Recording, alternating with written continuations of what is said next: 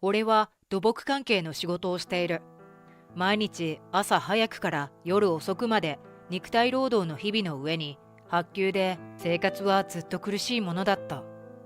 そんな辛い毎日の中で、ようやく俺は自分の境遇を変えるチャンスに巡り合った。そしてこれから待つ新たな生活を楽しみにしていた俺に、思いもよらない出来事が降りかかるのだった。俺の名前は高坂昇、35歳。高校は工業高校へ行き、卒業後は専門学校へ進んだが、その時期に父親が仕事をクビになり、両親が離婚。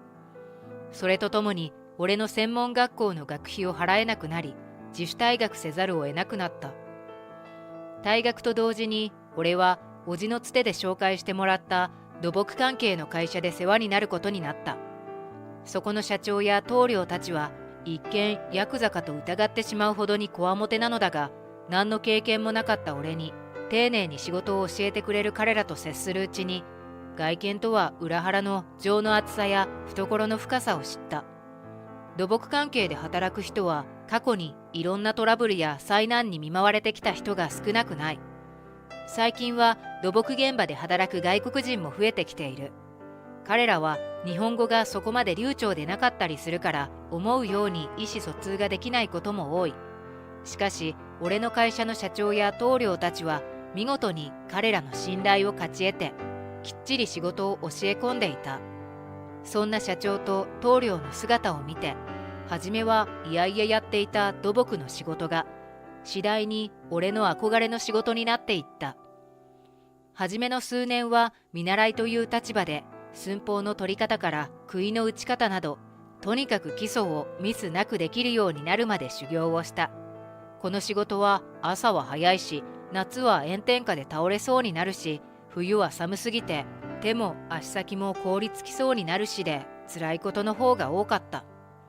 それでも材木の切断やヤスリのかけ方一つとっても、先輩や棟梁の技術と自分の技術を比べれば比べるほど、己の至らなさを痛感させられ、自然ともっと頑張らないという向上心が湧いてきて、いつしかそれが俺にとってのモチベーションになっていた。そうして今の土木の仕事を始めてもう10年以上が経つ。気づけば俺も棟梁たちから信頼され、現場で後輩たちを指導監督する役割を担うようになっていた。この業界は決して給料が高いわけでもないから、激務に耐えられずに辞めていく若者がここ数年は特に多い印象だ。俺も指導する側として年や世代の違いも意識し、かなり柔らかく接しているつもりではあったのだが、せっかく一通りの基礎を教えたと思ったらすぐに辞めてしまうということがよくあり、これには参ってしまっていた。もう一つ近年俺たちが困っていたのは、工事現場の近隣住民とのトラブルだった。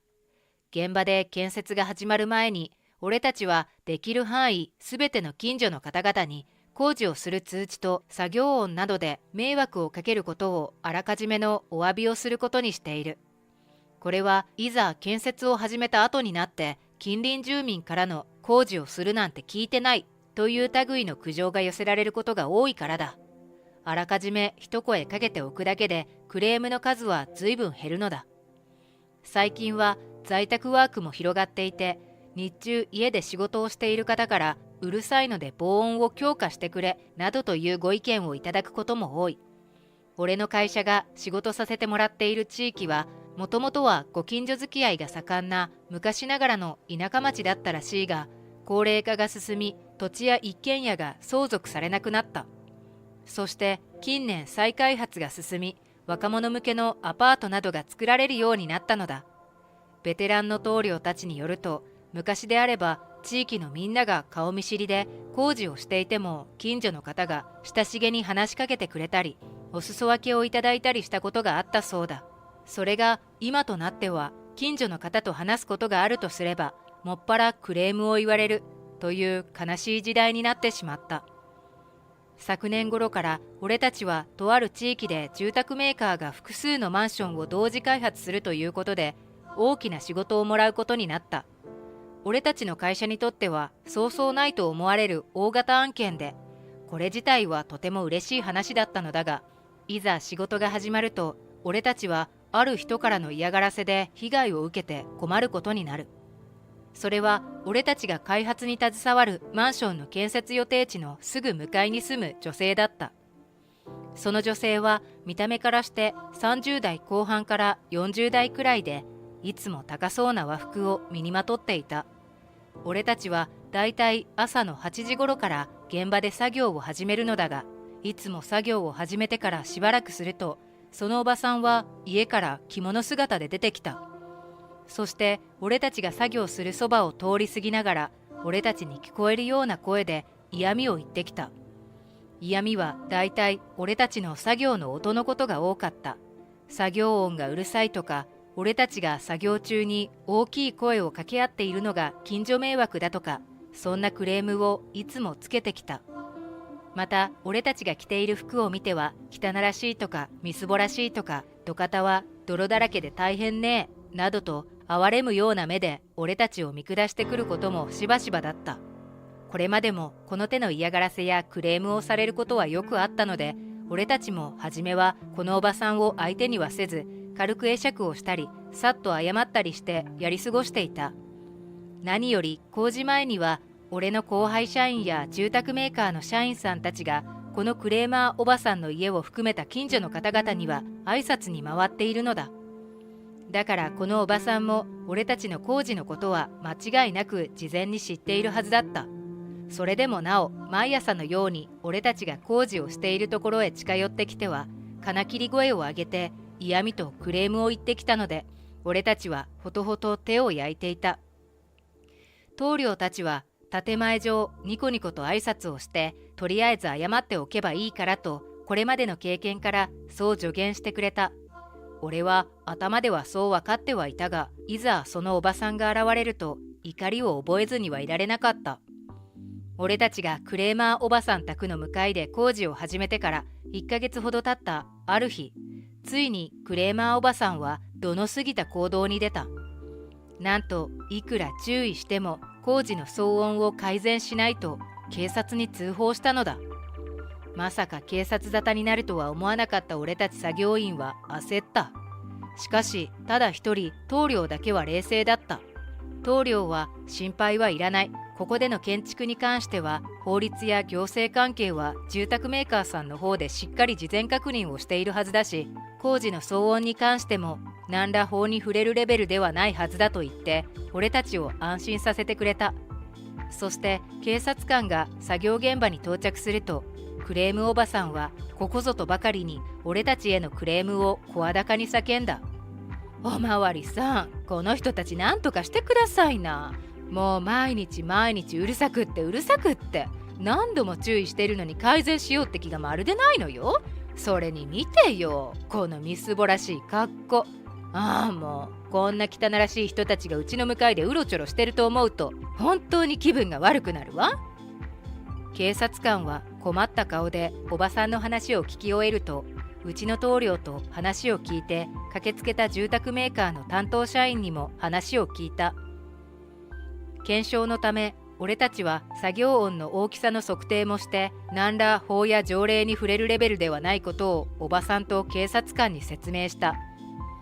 加えて毎朝おばさんが俺たちに対して嫌味と暴言を吐いていたことも、その際に棟梁が警察官に伝えた。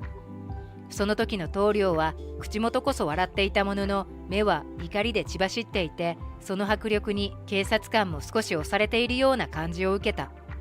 もしかして棟梁、昔はやっぱりちょい悪、いや結構な悪だったんだろうか。そんなことを考えているうちに警察官は、話は分かった。特に法に触れるようなことは何もないので、おばさんも工事に理解を示して暴言を吐くのはやめるようにと、おばさんを諭していつの間にか帰っていった。これにて一旦騒動は収まったわけだが、その後もおばさんからの嫌がらせは続いた。警察に通報こそしなかったものの、俺たちが朝作業現場に行くと、クレームや罵詈雑言を書いた張り紙が貼られていることが多々あった。朝の通りすがりの大声でのクレームも相変わらず続いていた。それでも俺たちは仕事を終わらせるしかないので、おばさんのことは相手にせず淡々と仕事をこなした。そして3ヶ月ほどで俺たちの作業は終わり、めでたくクレームおばさんから解放されることとなった。さらにそれから半年ほど経って、俺たちは大型案件だったマンション建設の仕事を無事に全て終えることができた。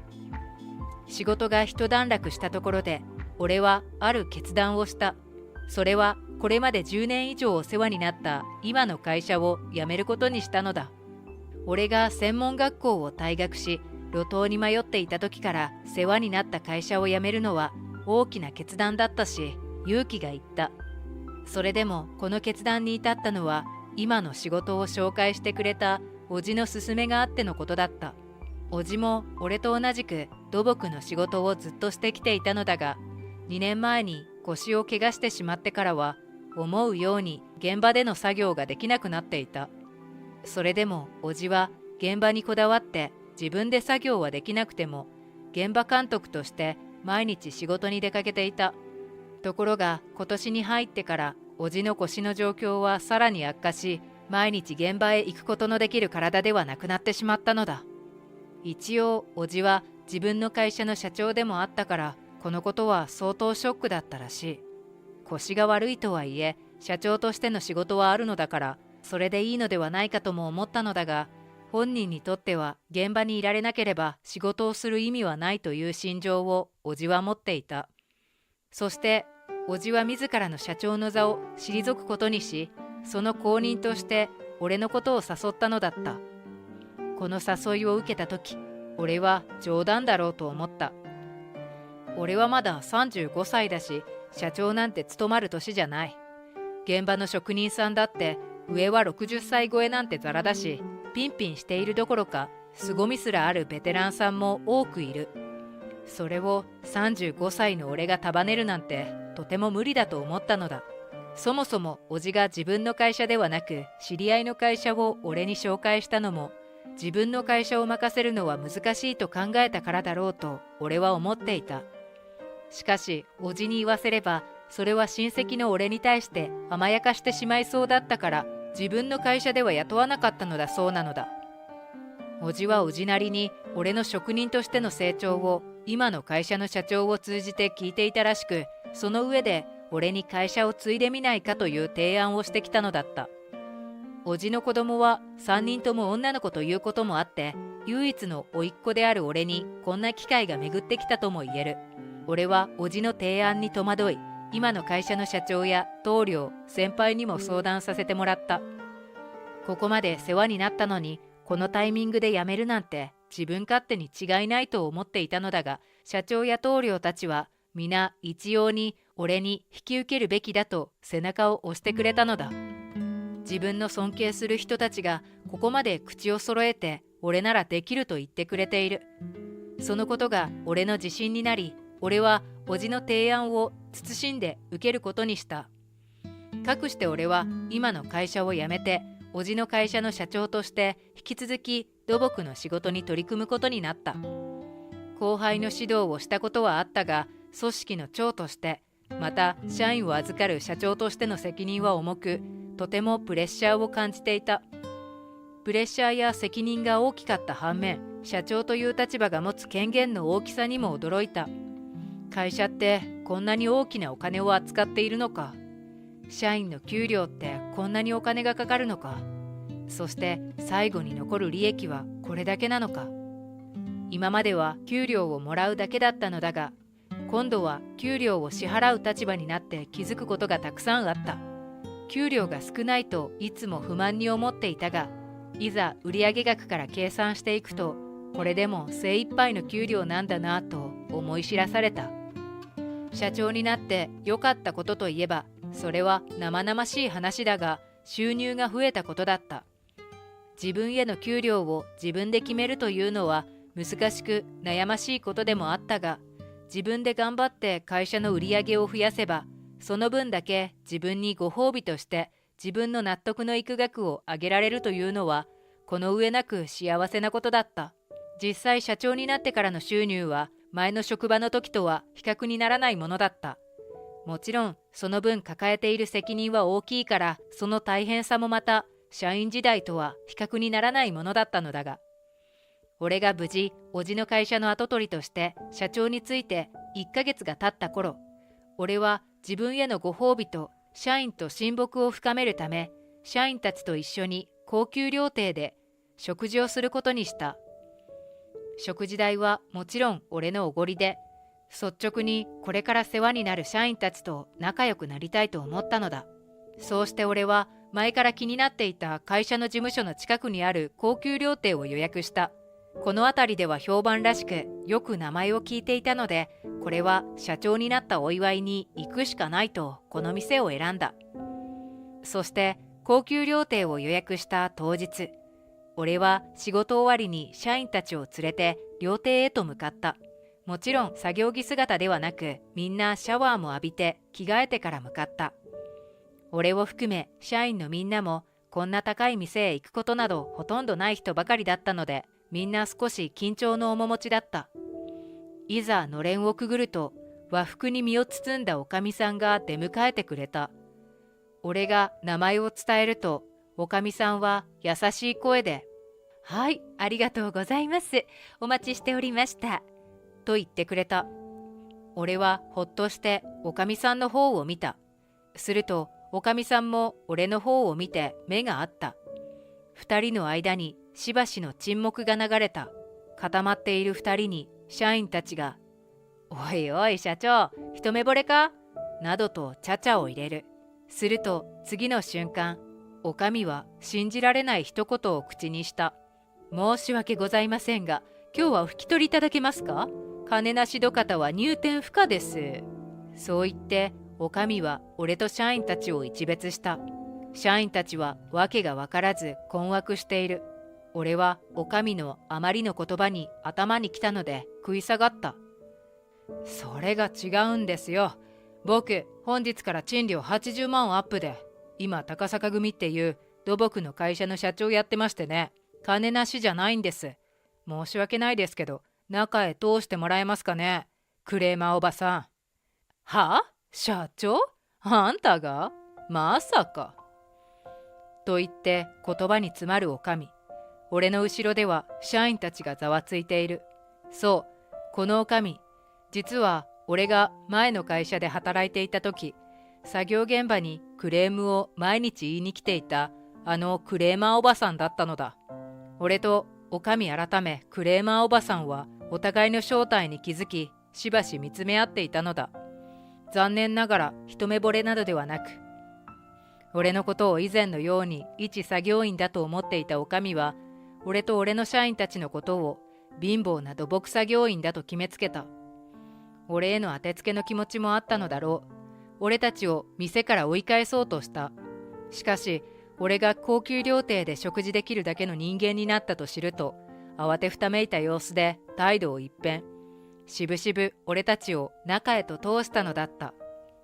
そして俺たちは心ゆくまで高級和食料亭を満喫し、仲を深めた。こうして思わぬ形でクレーマーおばさんと遭遇してしまった俺だったが、再会したタイミングが良かったおかげで、きっちりマウントを取り返すことができた。俺のことを貧乏な土木作業員だと罵っていたやつを、こうして見返してやることができて、これほど気持ちのいいことはなかった。俺はこれからも社長として社員が周りにどんなひどいことを言われようと、高度な技術と大きな責任を持って仕事をしてくれている彼らを大切に守っていきたいと思う。